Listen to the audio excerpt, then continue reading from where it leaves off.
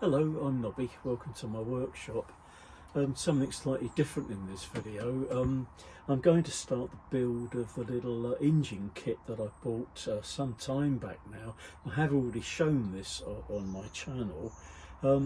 It makes up a little engine, railway engine, that can be run on either O gauge or G gauge. And it comprises mostly laser cut parts that you glue together with wood glue, this sort of type of glue, like a PVA glue. So I'm going to bring the camera a little bit closer just to show you the parts, or what the assembly comprises. I'm not going to show the whole build because this literally will take me hours to glue all these parts together. I think you'll probably find that pretty boring actually, but I thought I'd just show you a little bit of it, and then perhaps bring you back for other bits of the build as I go along.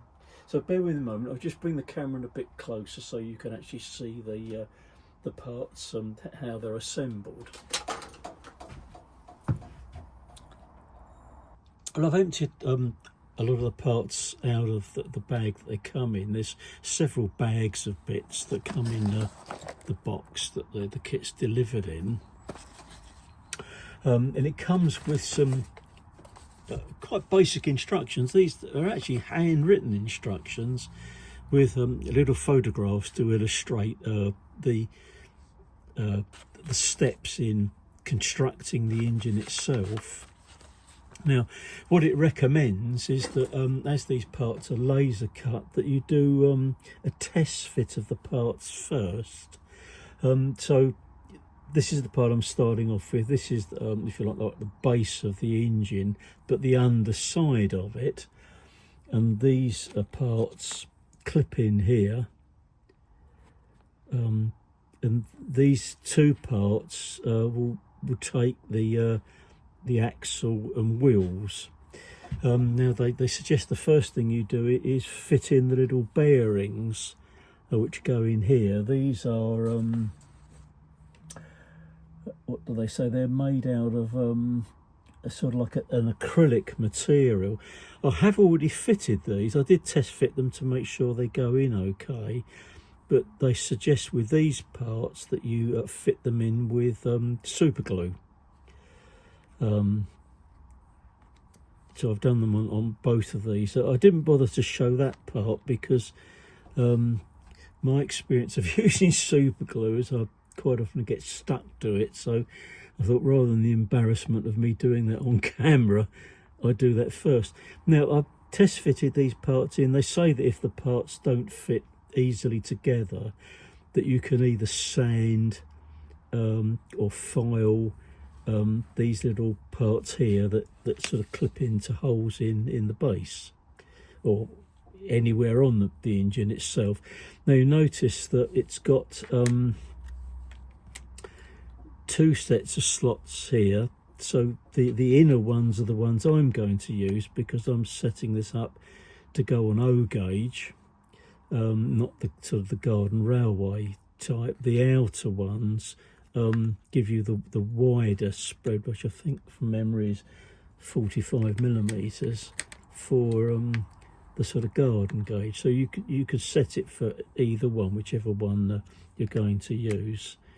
So once they're in place, you've got little pop these back in again. You've got little end bits that fit in here that will hold these parts together. I don't think it matters which way round these go, but I'm trying to get it so that the nicer looking side is actually on the outside, so those will clip in there and on the other end as well there. I can pop that in. There we go. So that will form the bottom of the engine where the little axles will go through, and the wheels as well. The wheels are these. You get these are apparently 3D printed wheels, which are obviously quite nice. and you know, so good enough for this particular engine. And they give you some metal to make up the axles as well. So I'll make a start by fitting these parts in. Obviously it's got to be set so that you've got them in, obviously nice and square, but I guess sort of squeezing them against these end parts here will hold them into position. I think possibly an idea may be to use some masking tape to hold these bits in position while the glue sets. They don't particularly say that, but that possibly is a good idea to do that. So I'll start off by fixing these parts in place. In the drawing they show it sort of indicate the different slots that you use for the different gauges. Right, so bear with me a moment. I think I'll just get hold of some masking tape so that I can, once these are fixed in place, that I can just tape them in position so that nothing will move. Right, we'll start by applying some glue, just using one of these little coffee stirring sticks. Whenever we visit a coffee shop, I always try and pick up a few extras of these because they're so useful for jobs like this. And obviously the glue bottle I've got's got an applicator on it, but I generally find that using that it just literally goes everywhere. So these are quite neat for applying the glue.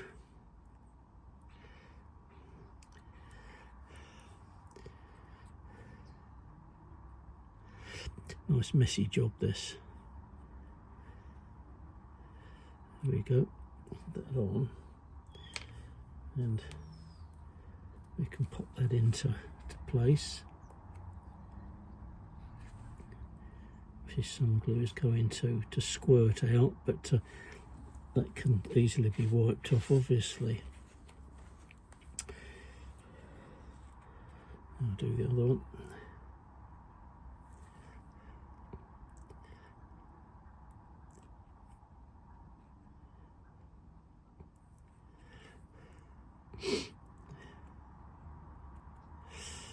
And let's just see how long this takes to do. This is the reason I'm not going to show the whole construction of this.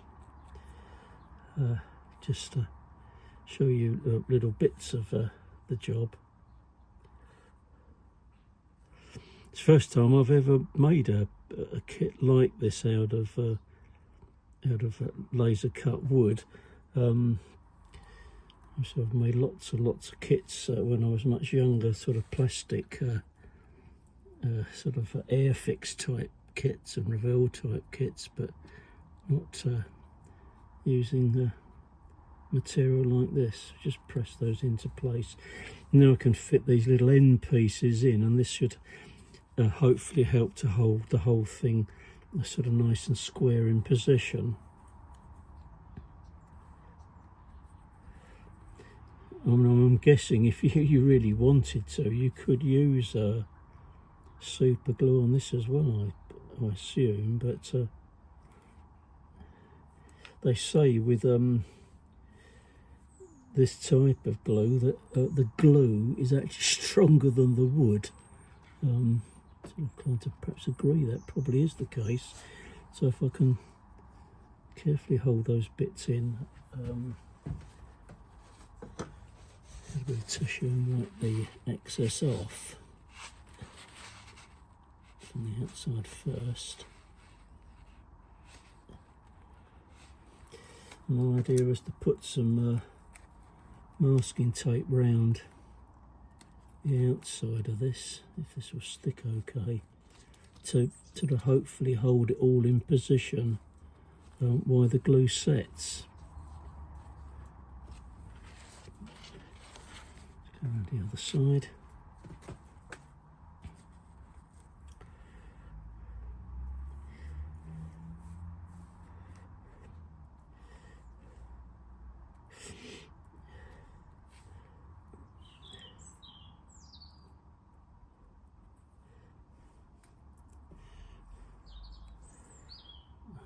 and try and get it so that the nicer look. One side of the wood looks slightly nicer than the other. Let's put that in. Again, I'll wipe the excesses of that off the outside. And put a bit of tape round there, which I hope will sort of hold the whole thing in position while it, as I say, all the glue sets.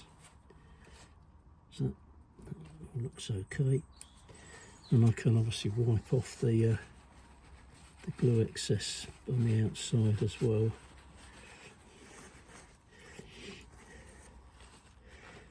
And if you're as old as me, and when I was at school, we had a woodwork class, and the only glue we used then was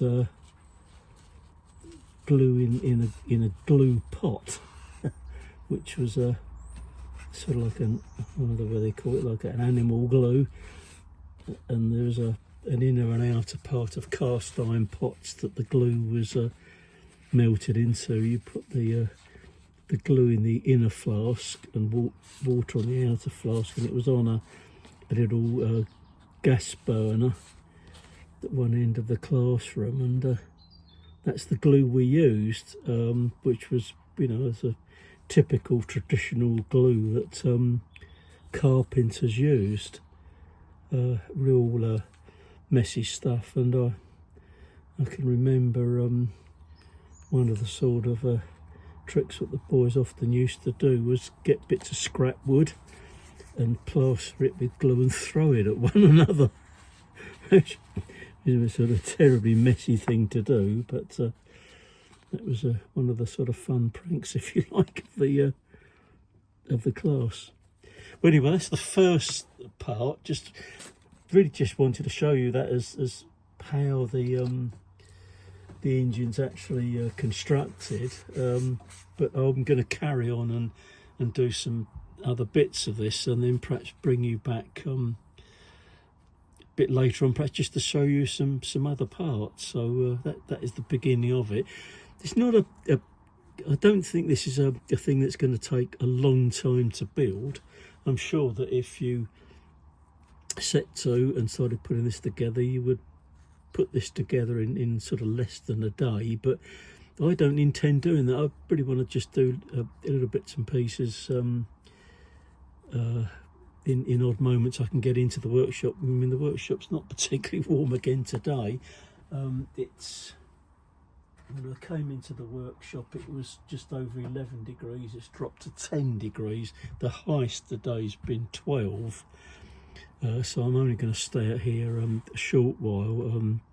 I don't really like the sort of real cold weather, so I thought I'd just spend an hour or so out here, just, you know, getting this started off, because I think the nice thing to do is to glue some parts up so that before you carry on with the next stages is to let that glue dry nice and hard, so that when you start doing other parts of it, nothing's going to fall apart. And anyway, I'll leave it at that just for the moment, and obviously bring you back for some other parts of the build. This is the next part I've done, which is fitting these little ends to the chassis. You see, I've glued those in place, and I've just used a clamp just to hold them in position while the glue dries. According to the instructions now, the next thing to do is, strange enough, is actually cut the axles to length. So things are beginning to take shape rather quickly, actually. So it looks like getting the wheels cut, and there are little gears, one gear attached to the axle, and one here which links up to the little motor. And you see there the wheels fitted as well, so that's obviously the next part I can do. But obviously I can do that part while the glue on this bit dries. So there we are, another little stage along. So I'll bring you back for a bit more. As I mentioned, that the next part the plans tell you to do is to cut the axles to length. That's here, and for the O gauge you cut the axles to 42mm long. So I've cut the axles down, filed the ends and just slightly rounded the ends off so that they'll fit into the gear and the wheels quite easily. So that bit's done. The next stage is actually fitting them. I've not done that just as yet because what I wanted to do was make sure I get the motor fitted in position. The motor I guess needs to be a pretty tight fit into this hole here, and it tells you probably would need to file around the hole a bit to get this fitted in nice and tight, which I've done, and that pushes through up to this little stop position in here. So that goes through, and you can see you've got the little gear here, and that will link up to this gear, which fits onto the axle, so that will mesh into position there. So I'm just going to leave that perhaps for the next stage, fitting the axle and the gear into position. So I've been able to keep this sort of nice and flat on the bench while I construct part of the cab. So I fitted the front section of the cab, and you see the motor sort of just goes through this little cutout here slightly, and this is where the wires from the motor will pass through into here, because you hide the battery box inside here, and there's a little panel here that the switch can be mounted into. I think that goes in here. I'm a little unclear of that from the drawings, but I think that just goes into the back here, so you can switch the motor on and off. The critical thing is, according to the plans, is that when you get this all set up and soldered into position, that the engine actually runs forward, because the engine will on this will only run in one direction. But the thing is, if it ends up running backwards, it doesn't matter. It's only a matter of switching the wires round, so that's not too much of a problem. After this part's all been glued in place, and this is just like the sort of floor of the cab. Obviously later there'll be another section of the cab to go on the back here, but I think that's sort of fitted a bit later on. And the next stage along is building the bit that they call the bonnet. All I've done at this stage is put it together as a test fit, because this doesn't need to be fitted until much later on, once you've got the wheels in position and the motor all wired up, because this will obviously cover up the motor that will go over on here and will drop in place there. And you've got a sort of a feature in this panel here, and there's another part that will go over the top of it, forming sort of like a little frame on the front there. But obviously this bit's not glued together. I'll obviously do that part a bit later on. So that's as far as I've got in this stage. I'll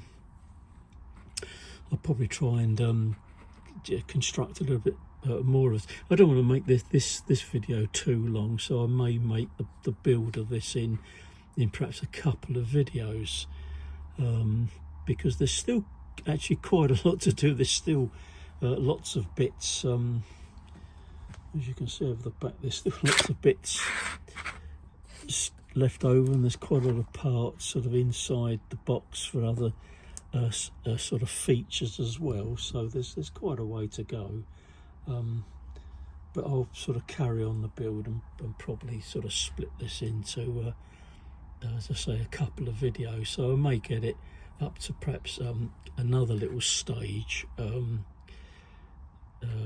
before we sort of wind up this sort of, if you like, part one. Off camera I've done a little bit more to the little engine. I'd already got the motor in position, but I decided to sort of fit the wheels. I mean, the wheels here, very easy to fit. It was just a matter of attaching one end of the axle to one wheel and just pressing the other one on. That was very, very easy to fit. What was a little bit more difficult was fitting the wheel here and the cog which attaches to the motor. The cogwheel here does fit very, very tightly onto the axle. I guess it has to be that way so that it can't slip from side to side. It needs to be held very, very tightly in position. I mean, I guess if that wasn't the case, a little dab of super glue or something on either side would hold that in place, I guess. But important, obviously, to get that sort of nicely in position there. I think I've still got possibly a bit of adjustment to it. I think it may need to be moved over slightly. The difficulty in moving this, one way of getting round it, I'll show you how I pushed it.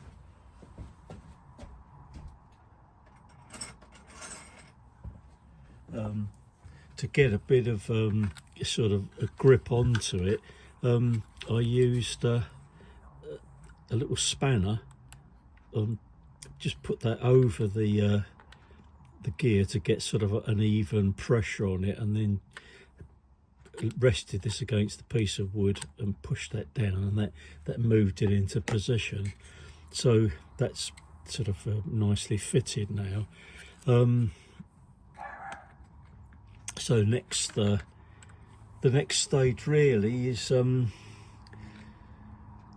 guess, setting up the battery box and switch and actually testing the motor. It does tell you in the instruction to check that. The important thing is making sure that you've got the wiring correct so that the engine will run in the correct direction. It's only designed to run in forward motion, not reverse. They give you a little battery box which you can hide in here, running the sort of wires through the little gap in the back there. I wasn't quite sure where this, from the plans, couldn't really see where this was fitted, so I went online, looked at the PS model engine website to see where this is fitted, and it actually shows it fitted above here. So they're calling this the sort of dashboard, so that will need gluing into place so that you can get your fingers in to move the switch across. So that can be mounted into position there. So that's something I'll do, is I'll solder all that up and just test the motor first to see that I've got it in the right direction. Probably do that with everything mounted on the outside, because it's only basically some wires that need feeding through the back. Once I've got all this wired up and tested, then I can fit it through the back. I can just sort of probably just clamp the wires in place on the motor, just simply like that, just to sort of test it out to make sure everything is okay. So that's it basically. I'm not going to do anything more on this modelling for this this little episode. Basically, I think I'll carry on in perhaps the next video and show you that it's more or less being completed. There's lots of other parts to fit, but I think what I guess you'd need to do, obviously I eventually want to paint this as well, but I think the thing to do with parts of it is to paint some of it before it's fully assembled, because if I put the back of the cab on here, it's not going to be impossible, so it makes it a little bit more difficult to sort of paint inside. So perhaps that part should be left till later, while I sort of perhaps paint the inside. Make sure I've got access to all the parts of it to put sort of, you know, to paint it all up nicely. So I think that as far as this episode, rather than make this video too long, I'll just sort of call a stop to it at this position, I think. Before I go, I've actually got a couple more stickers for my sticker board, which I'd just like to show you as well. So bear with me a moment, and I'll set this up against the sticker board and we'll have a look at those ones that I've just received. Well, here we are back at the sticker board again. In a video I did, I think it was two back from this one, I showed the stick I'd received here from Jim of this YouTube channel, Model and Toy Steam Engine Room. Jim contacted me just recently and said that he had some new stickers made and he was going to send me one of them. So this is the sticker he sent me, and there's his dog there, which is a blue heeler. It's a sort of a cattle dog, basically. Very, very nice sticker, and Jim uses this as the sort of image for his YouTube channel. If you want to go back and look at that video that I'd already put up, I told you a lot about his channel, and he collects,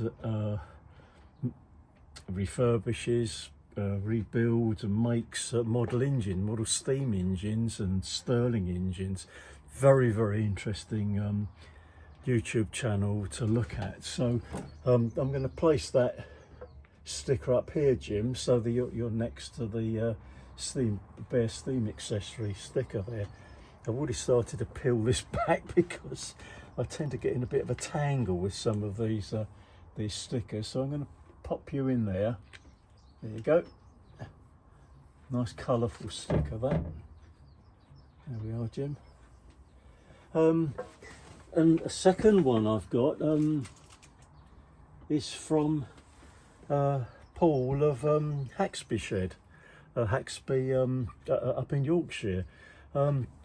It's a very, very interesting YouTube channel. I've been watching this channel for a very long time now. The interesting thing is it's not only about